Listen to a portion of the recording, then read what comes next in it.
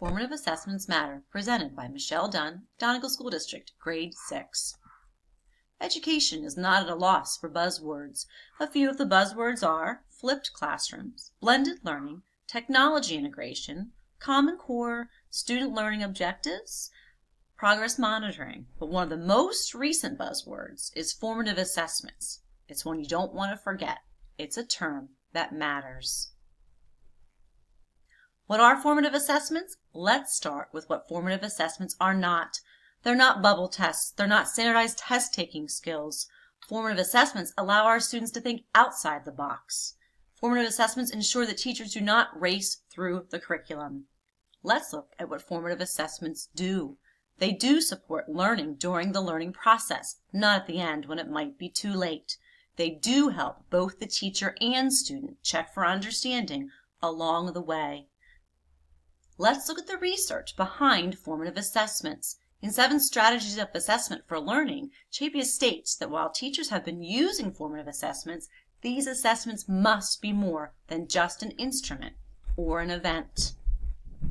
The way in which we have been teaching for years needs to change. We cannot teach in a manner where we're only looking at the end result or grade. Pop quizzes serve no purpose in the learning process except to catch students off guard.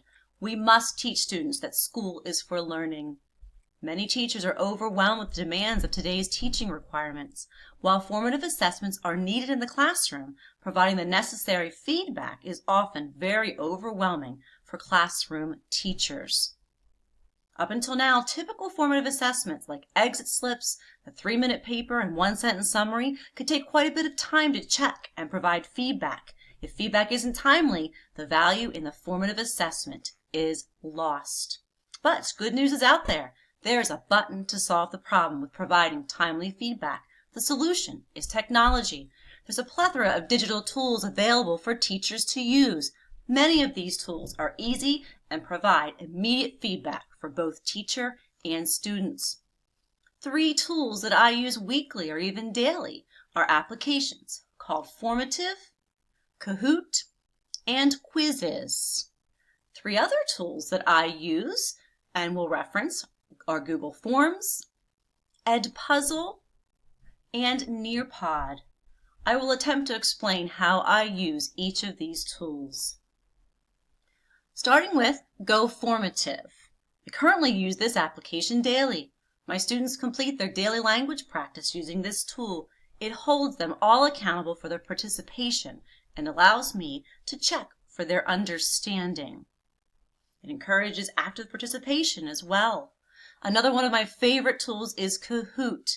The students come into the classroom cheering when they notice the tab is open on my computer. Only downfall of this program is it's competitive, and it sometimes encourages the students to rush and make errors. A tool recently discovered with me or shared with me by my students is Quizzes. Very much like Kahoot, except the students work individually at their own pace at their own computers. Gives them great feedback and me as the teacher as well. Google Forms is a great way to not only hold students accountable, but it also allows for teacher feedback. I mainly use this type of formative assessment when students are working at stations. It allows me a quick check of their understanding of the concept at the station. Edpuzzle is another new application for me this year.